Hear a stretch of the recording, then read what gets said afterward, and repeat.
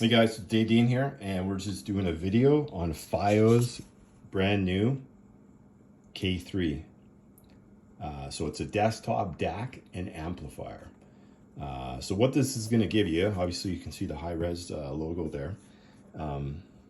This is actually going to do up to 384K and then TSD 256 native.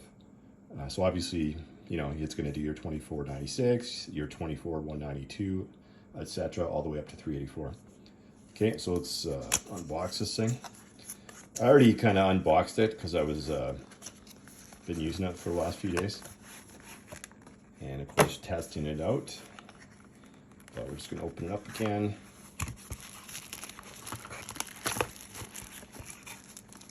Okay, so this thing's tiny. I mean, when you're looking at videos and stuff of it, you think it's bigger than it's actually going to be. But you can see this is the palm of my hand, right? I mean, this thing's small. So we'll go over the front first.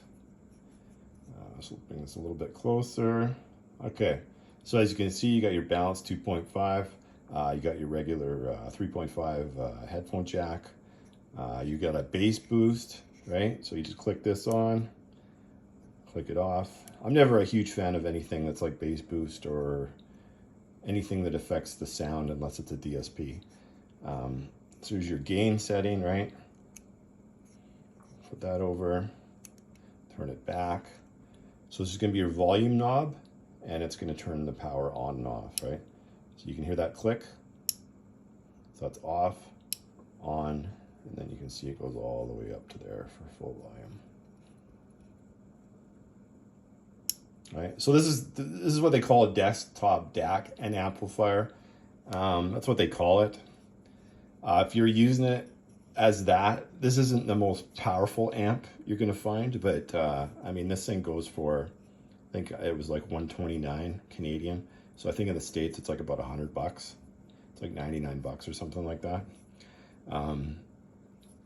So what do you get with this thing? Well, what I bought it for, which I'm going to show you in a second, is not here, but this is the line out on the back, right? And then you got your USB-C, right? And then you got your USB audio. So this comes standard without having to download any kind of drivers. You can leave it at 1.0, and that's going to get you your 2496. But if you want it higher than that, you'd have to switch it to 2.0, which I have it on right now, right? And if you're going to use this for Windows, you're going to have to download the drivers, which it tells you about in this quick start guide, right? So that's the quick start guide, warranty card, right? So the next thing, and this is what I'm going to be using it for in my car, which those of you that watched my videos and seen my reviews on the Topping D10S, as well as the FiiO BTA30, you know, I always use it for the digital out. And every single device I've ever tested now has had to have a different sound signature using your digital out. So your USB in to digital out, right? So most DSPs, because if you're going to use it how I use this, you have to have a DSP in your vehicle. And almost every DSP comes with an optical out, you know, your Toslink out, but not all of them come with coaxial out. And I've always found, for whatever reason, I always prefer the coaxial out, especially when it comes to my DSP, which I have the Helix DSP Ultra, right? So the signal to noise ratio on this thing is close to 120. I believe it's like 119, 120, around there, right? And depending on what mode you're using it as. And like I said, I did test this with all the inputs and all outputs. Even though I'm not big into headphones, I did test this on a pair of headphones. I got a really good pair of old Sennheiser headphones. I can't remember the model name, but they were pretty expensive back in the day. And I'm not one of those guys that collects like 50 different headphones. I got a couple different ones, and then I got my gaming ones too. But my other one's are kind of a higher end headset, and that was the best one that I found at that time. So when I do test anything, I test everything with that, right? And it sounded good. Like I said, this isn't the most powerful amp you're gonna get, but I didn't buy this to listen to headphones. I bought this to use it basically the digital coaxial out, because I wanted to hear what the sound signature was when going USB with my iPhone into this, and then using the coaxial out into my Helix DSP Ultra. So I'm going to show you what you need right now, and I have showed this on my other videos. So basically what you're going to need is Apple's, right? This is the Lightning to USB 3 camera adapter, right? So that's that. So this is going to plug into your phone, right? Obviously, everybody that has an iPhone knows the Lightning goes into your phone. And then what you're going to do is the cable from the FiiO. This is what it comes with too, right? I was testing it, so it's already out of the box. So the USB part is going to connect right way up into there, right? And then this end, which is your USB-C, right, is going to go into the FiiO USB-C. All right. So I hope you can see that. USB-C right here into the USB on the camera adapter kit, right? And then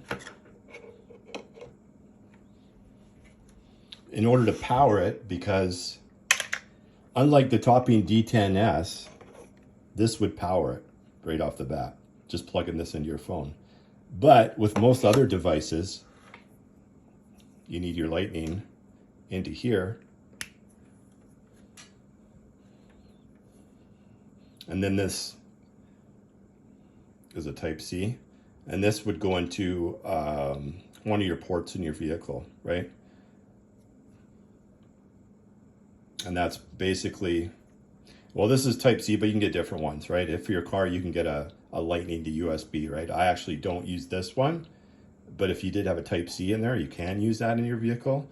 Some of the newer vehicles have Type-C, but most of the older vehicles will have the USB, so you get a Lightning to USB cable. I'm just showing this as an example, as this unit needs to get powered by this in order for it to turn on. It won't turn on like the Toslink D10S was without this plugged in, right? So this needs to be plugged in. And if you're using USB, like I do in my vehicle, you want to make sure that you don't plug it into like the Apple CarPlay port that it'll read it. You want to just put it into a powered USB, because you'll have issues if you do that, right? Your music will play for a bit and then it'll stop playing and it just doesn't read it properly, right? So this needs to, the powered part, this one here, actually needs to just go into a regular powered, either like the socket, you know what I mean, like the 5-volt socket or whatever you're gonna plug it into to get power to this, right? And then that'll also charge your phone as well. And of course, on the back here, you're gonna need like the optical Toslink, so this will just pop out, right? And you put that in there if you were going to use that. But this is the Everest coaxial digital cable from AudioQuest. That's going to plug into the back of this. Right? That's a pretty snug fit, right? So that's that.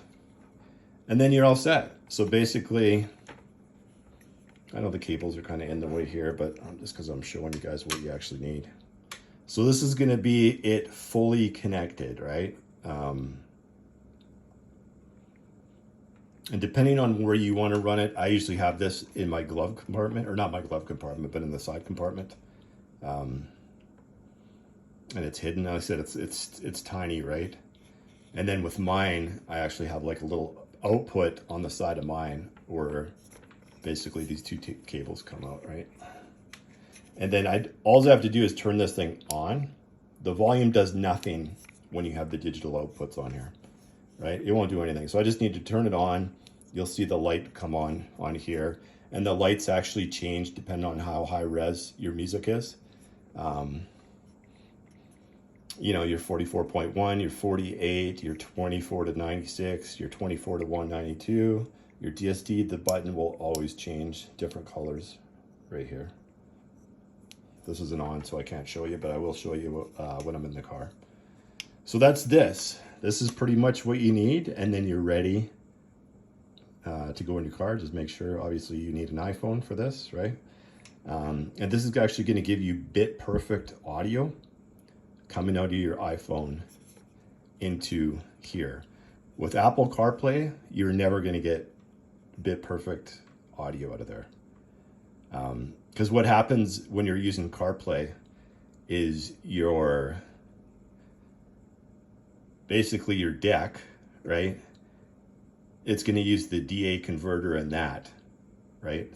To convert it, right? And it's not going to be the same as having bit perfect digital audio running through something like this and then going coaxial or optical out into your DSP and then having your DSP do the conversion with its DAC, right? So this is that, and then let's go to the car and I'll show you guys kind of how it works in there. All right, so we're in here now and inside the vehicle, and we have this thing hooked up, and you can see on here, there's no light that comes on. Why is that, you wonder, okay? Well, it's because my old iPad, which is like an iPad 2, and it's, oh geez, must be like 3, 4, 5 years even old. I'm not sure exactly. The software's been updated on it, and it worked with the topping D10S, and it worked with the FiiO, what was it, the FiiO BTA30. It worked with that fine, but for whatever reason, the iPad doesn't work. This specific iPad doesn't work for this. Well, the new ones might work with it. More than likely, they probably would, I would say.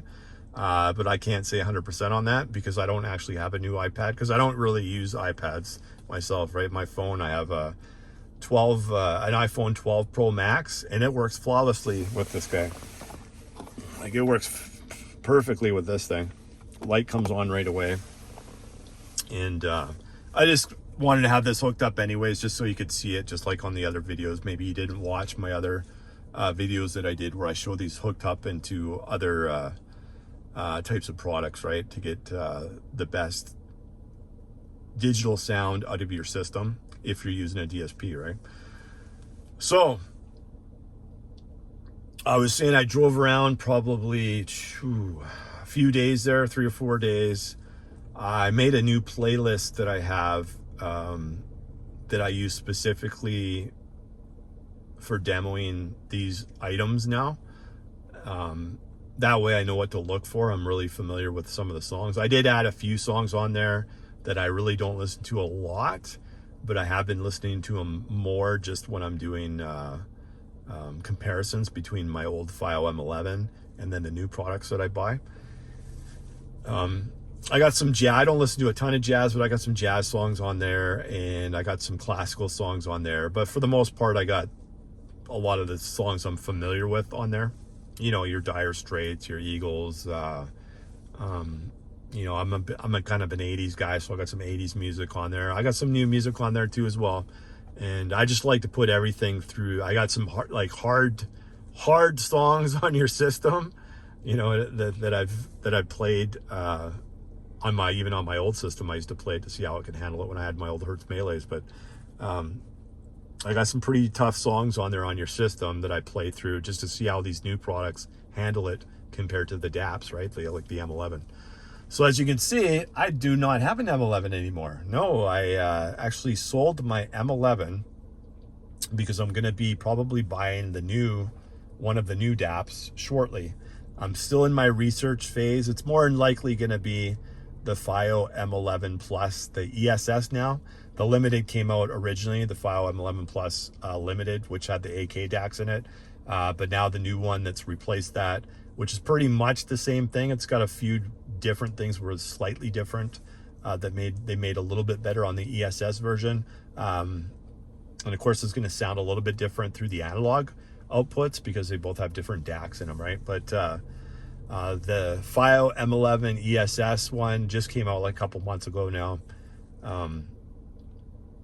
And it's been getting great reviews and stuff like that. But I've been looking at like the iBasso DX240. I've been looking at one of the Shanling products. I can't remember the name of it. I think it's like I can't remember what it's something. It's a Pro anyways, whatever the model was. M6 or something like that, maybe. I don't know. That could have been the old version. I haven't really considered that one too much, but I was just kind of looking at it. So yeah, for iBasso, they had the DX300 and then they had the DX240. Astle and Kern, I'm still not happy with their operating system. I think it's a little bit too slow and too clunky. Yes, you get great music out of there, but I think these new DAPs are passing it up when it comes to the user interface, right? So Astle and Kern's got to get their act together, because they got excellent sounding DAPs. It's the problem is they're slow and clunky software, right? I'm not interested in that. It's like me dealing with like an old X5 or whatever. That was like okay and manageable, but I wouldn't want to go back there, right? And then the M11 was better, but it still wasn't perfect. The volume wheel, which I never really used anyways, but the times I did use it was kind of sucked, right? It like fell apart right away, and apparently that was their biggest issue with that. Other than when they had the 2 memory slots, they had major problems having 2 memory slots too. That's why they converted everything to like the one, the micro SD slots. So those were the 2 problems with that. I haven't heard anything on the new ones if there's any issues. I know they got rid of the volume knob on the M11 Plus LTD and ESS for that reason, right? Because of that rotary thing they're having all kinds of issues with it. But for music, for just playing music and stuff like that, it was great, and I never had any kind of issues. Every now and then you get, like, if you're playing Tidal, it would just freeze up or stop, basically, and you just have to restart the app. But it happened once in a while, not that big of a thing, right? Not the end of the world.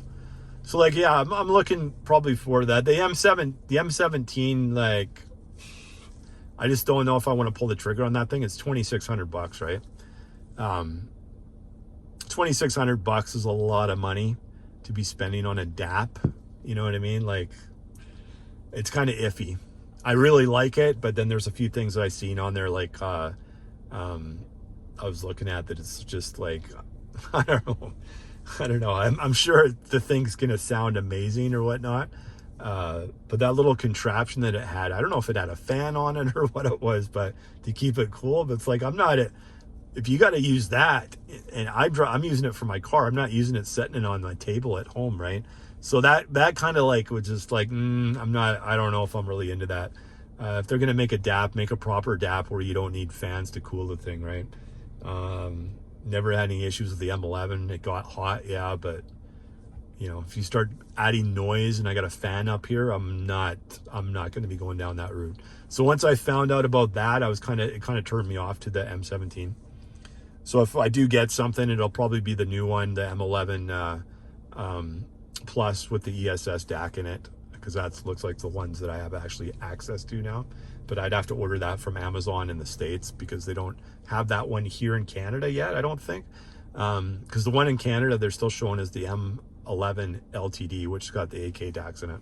So either one's probably great, but I think if I was going to get one, I'd probably get the new one with the ESS DACs in it. And that's what this has on this little item here that that I've been testing, that I'm kind of doing a review on right now. So we'll just get straight to the point on this guy. Like I said, I tested it with multiple genres of music, and I named them all already. And this thing sounded so good, I sold my M11. And I was going to sell the M11 anyways because I was going to upgrade, but in my process of researching and whatnot, the day that this arrived, I was listening to music and I was just like, I put my M11 up right away because it sounded as good as it. And when I say it's as good, it sounded phenomenal. So far, this is the king out of the 3 pieces I've tested. And the funny thing is, this is the tiniest thing. This thing is so small. I showed you guys earlier on. You can't see it now because we're in the dark, but it was so small. I wasn't expecting anything from it, honestly. Other than the stats were like really good, right? Like the specs on it were really good, especially like for the price. You're like, what? The specs on it are phenomenal when you're comparing it to what the price of it is, right? If you're using it for headphones, just right away, because I did test it with, I got some pretty high-end headphones that I bought years ago. It's the only, I got a few headsets, gaming headsets, but I don't test those with music, even though they sound okay with it. I don't really listen to music through headphones, but I do have those headphones that I brought out and I tested it on here. Just a warning that the amp is not crazy loud, right? So don't expect, if you're going to buy it for headphones, don't expect too much when it comes to that. But holy cow, through its digital coaxial output on here, this thing is like clean as a whistle. It sounded so good. It's, once again, different sound signature, but it was really close to the M11 on how it sounded. And I really love the sound of the M11 through the coaxial out, digital out on it. It sounded phenomenal.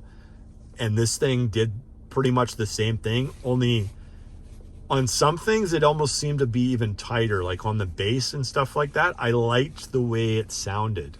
I thought the bass was a little bit better sounding on here. Don't get me wrong, the M11 sounded excellent still. Like if you put both in front of somebody, they're gonna like both of them. You know what I mean? And the sound signature is going to be really close on both of them.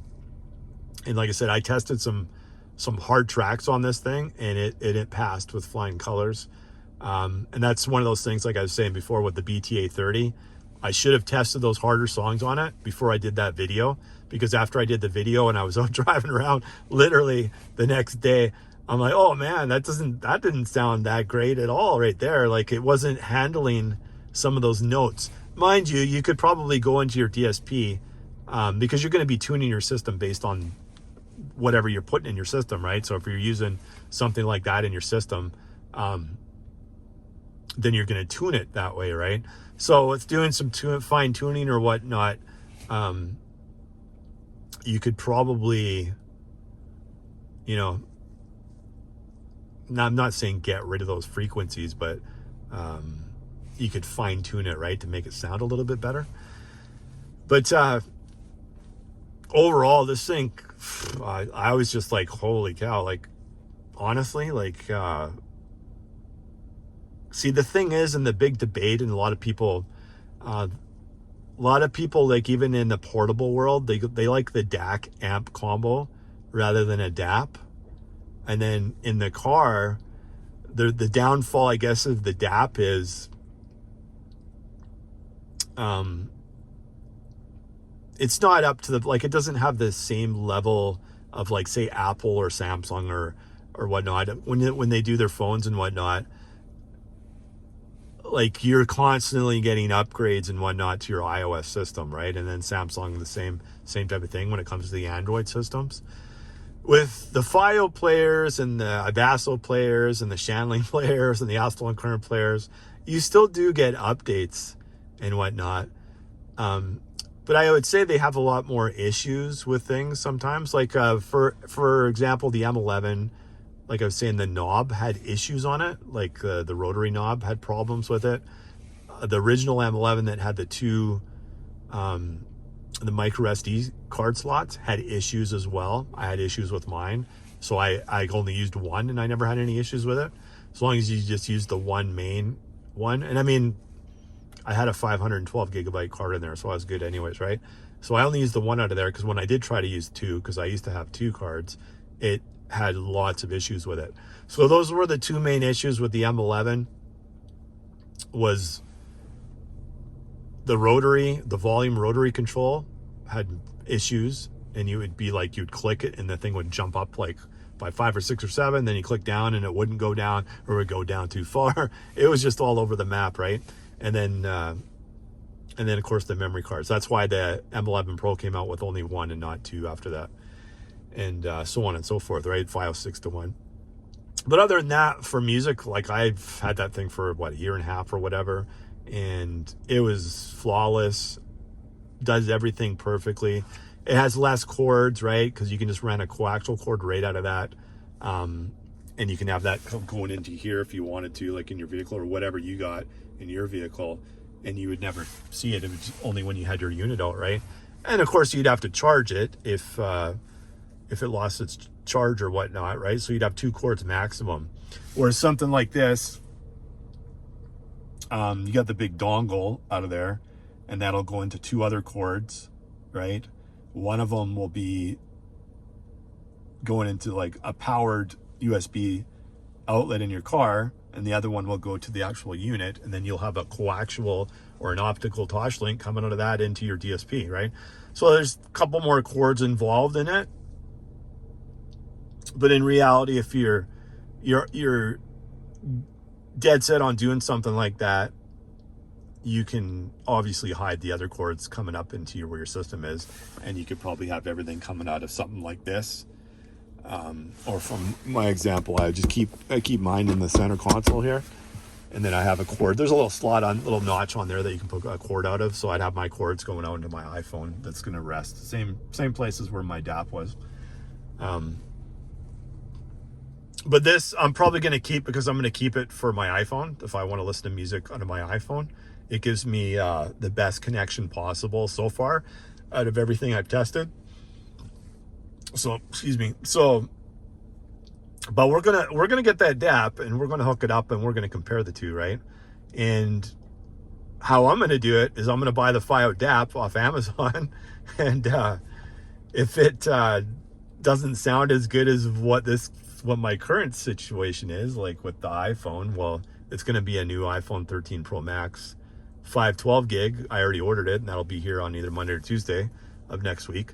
If it doesn't sound as good as this with this guy, then I'm just going to return the DAP. But if the DAP sounds better, then I'm going to keep the DAP, right? But I'm still going to keep this unit just in case I want to just listen to my music. I only want to bring one device into my car or something or whatever, then I'll just bring my phone and listen to it like that.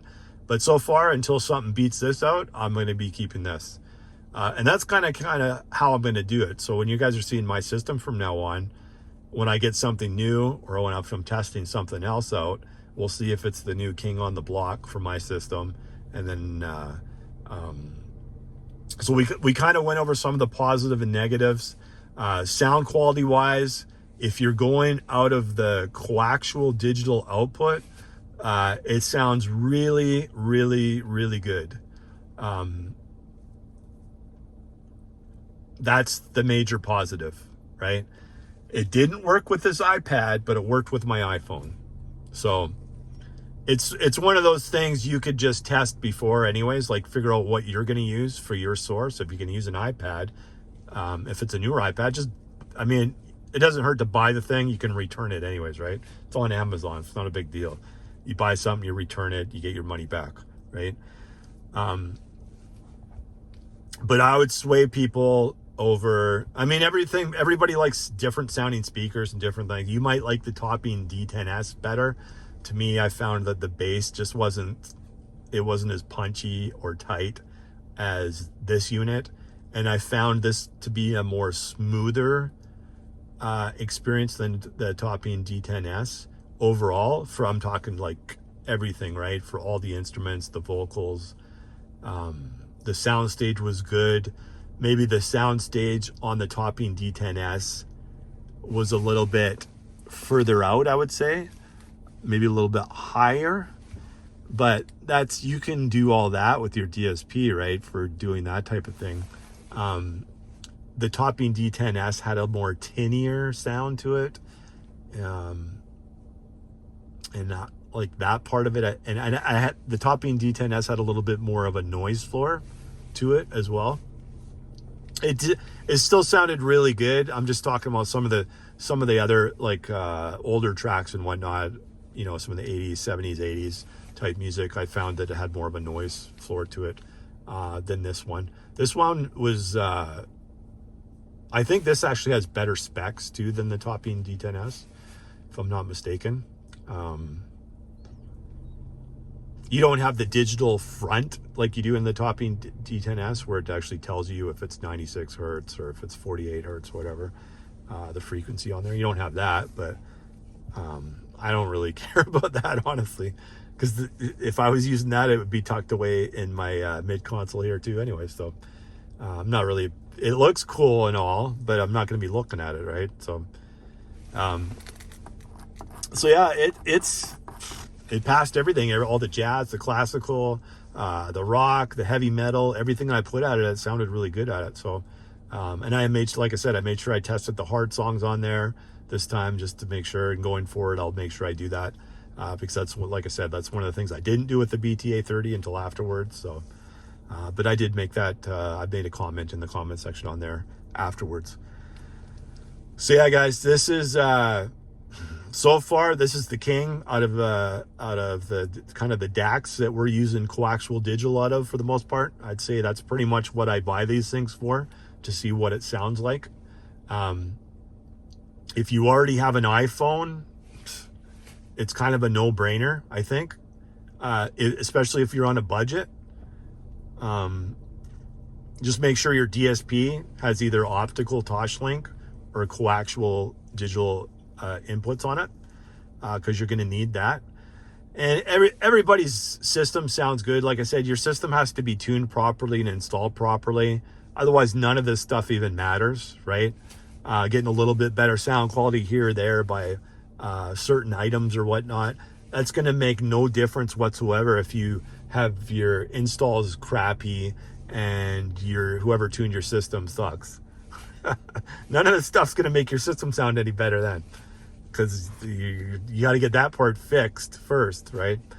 And like you say, if you get to the point where, like, I got a pretty high-end system, anything I plug into my system's going to sound good, but you're going to also hear the defects of things that don't sound good, right, on certain things.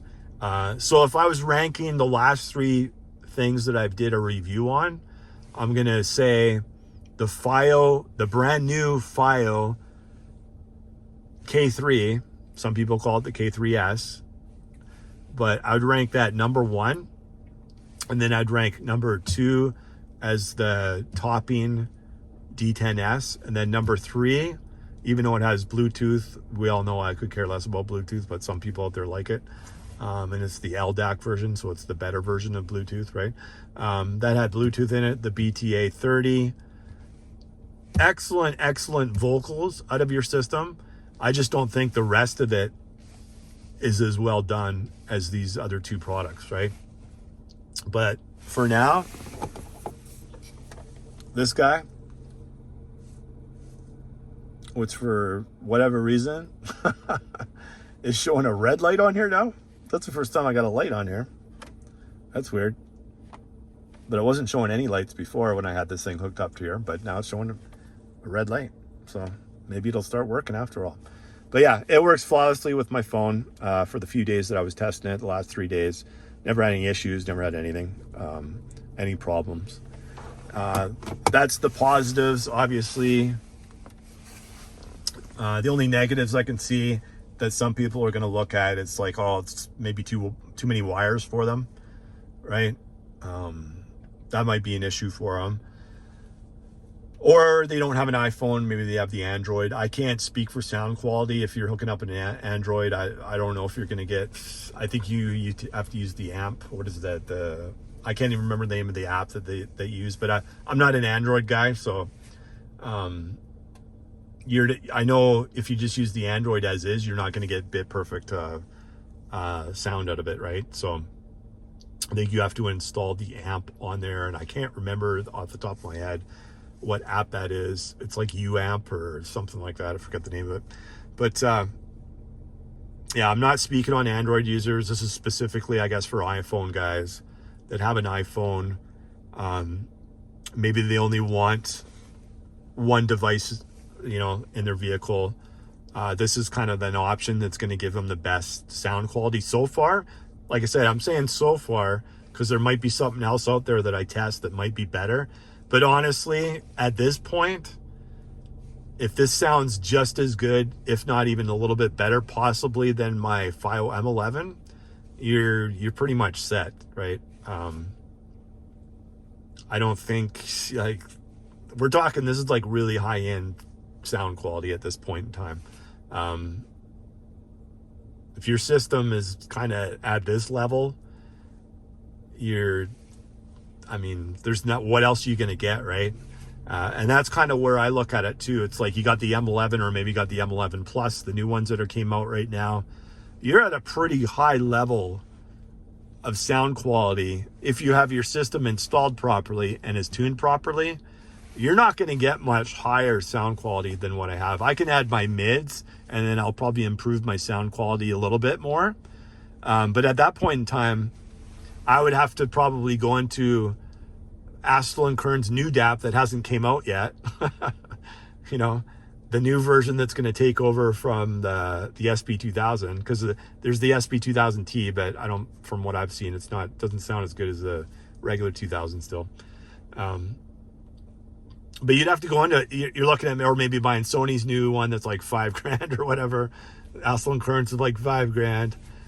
You got the FiiO DAP that's out there that's like $2,600 in Canadian dollars, and I'm talking Canadian dollars here, to improve. And then how much more is it really going to improve? Is it really going to improve it that much?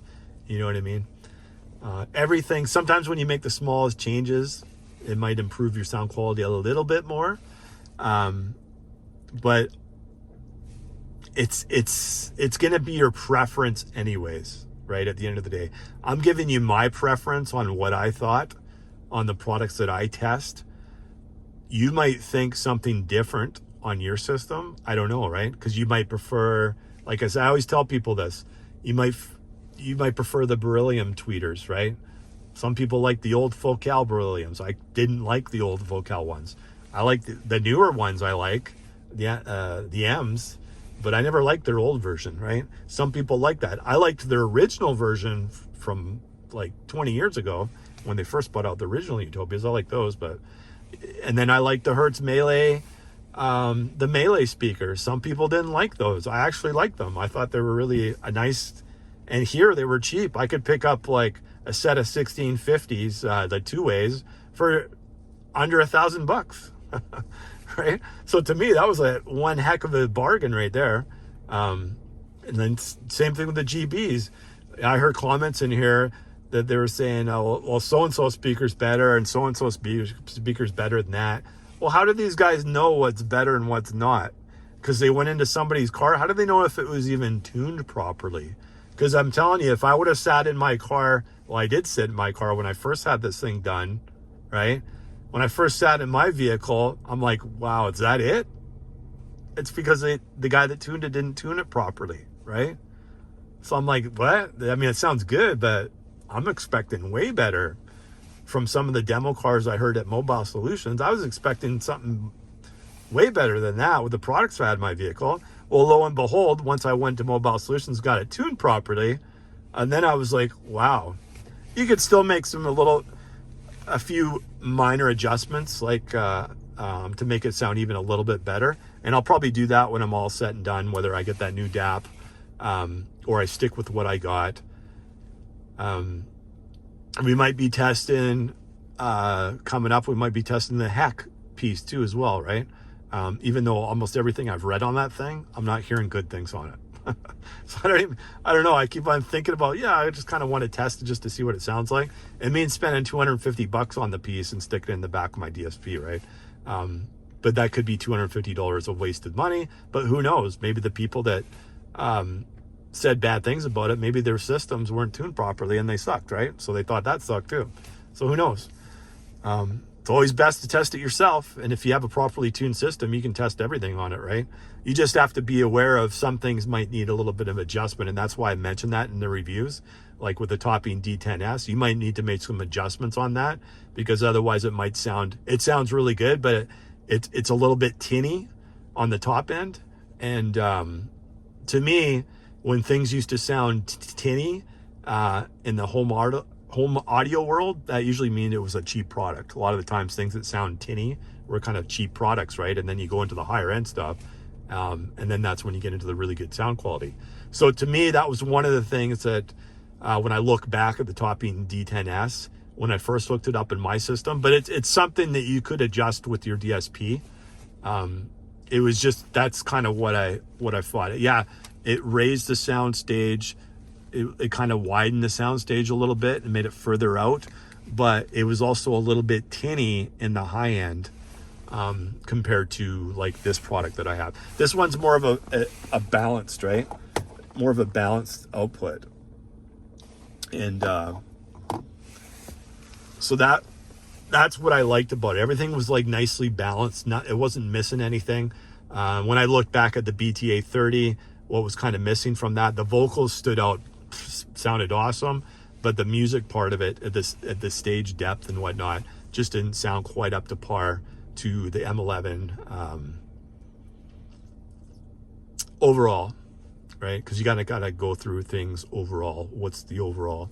So yeah, definitely this is a great option. Definitely if you have an iPhone and you have a DSP with, especially if you have a DSP with coaxial input, check it out and see what you think and compare it. If you have a DAP now, compare it, because at the end of the day you can always return it, right? If you don't like it as much as what your current setup is, you can always return things too, right? Everybody has like 15 to 30 days exchange rate or money back on their products for the most part when it comes to electronics. So hopefully this helps some people out. Make sure you like and subscribe my videos. I don't have a ton of subscribers, right? I think I'm just like at 1.5K or whatnot. I just try to do something a little different with things that are out there in the car audio world of testing different products and stuff like that. And that way, maybe you can save some money at the end of the day. I'm starting to learn some stuff myself, right? Because I was I'm still a DAP guy. And I think a DAP is way better than buying a head unit, but there might be some other alternatives out there that you can use with your phone, right? That might sound as good, if not better. So stay tuned to the future and see what the next piece of equipment is going to be that we test in here. All right. Thanks, guys. Have a good one. We'll see you on the next one.